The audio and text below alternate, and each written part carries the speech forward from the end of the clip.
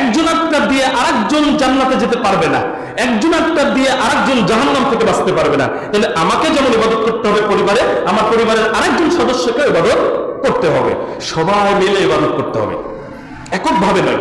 দেখুন এখানে হয়তো অনেকে আপনারা উপস্থিত আছেন, যেমন বাবা নামাজ পড়েন, মা নামাজ পড়েন, ইবাদত করেন, কিন্তু সন্তান ইবাদত করে না, আছে কিনা? তাহলে আমি কি একাই জান্নাতে যেতে চাই? আমার সন্তানের জন্য জান্নাত নয়?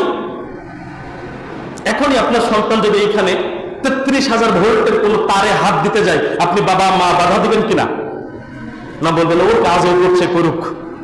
নাকি ছেলে মেয়ে 33,000 ভোল্টের তারে হাত দিতে যাচ্ছে, আপনি বাবা মা, আপনি বলবেন যে ও যা ইচ্ছা করুক, না বাধা দিবেন?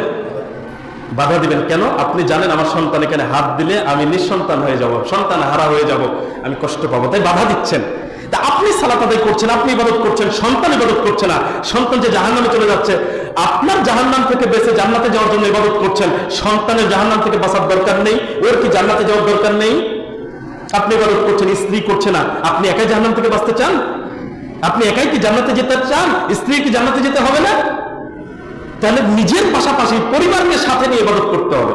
একটা দলিল পেশ করি এই ক্ষেত্রে, সহিহ বুখারী 2024 নম্বর হাদিস, আয়েশা রাদিয়াল্লাহু আনহা বলছেন, ইদা দাখালাল আশরু শাদ্দা মিযরাহু, যখন রমজানের শেষ দশক আসতো, তখন তিনি তার লুঙ্গি ভালোভাবে কষে নিতেন, ভালোভাবে বেঁধে নিতেন, অর্থাৎ জোরালো ভাবে ইবাদত করার প্রস্তুতি নিতেন।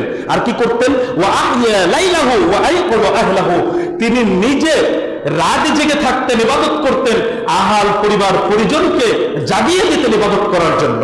তাহলে আল্লাহর নবী একা ইবাদত করেননি, বরং পরিবারকেও ইবাদত করার জন্য জাগিয়ে দিয়েছেন, নির্দেশ দিয়েছেন, সবাইকে সাথে নিয়ে ইবাদত করেছেন। আল্লাহর নবী যদি নিজেই জান্নাতে যেতে চাইতেন, তার বাকিগুলো তো দরকার ছিল না। তার মানে নিজেকে যেমন জাহান্নাম থেকে বাঁচাতে হবে, পরিবারকে জাহান্নাম থেকে বাঁচাতে হবে। বাঁচাতে হলে কি করতে হবে? ইবাদত শুধু নিজে নয়, পরিবারের সবাইকে সাথে নিয়ে আমাদেরকে ইবাদত করতে হবে। এটা করতে পারলেই মূলত আমরা জাহান্নাম থেকে বাঁচতে পারবো।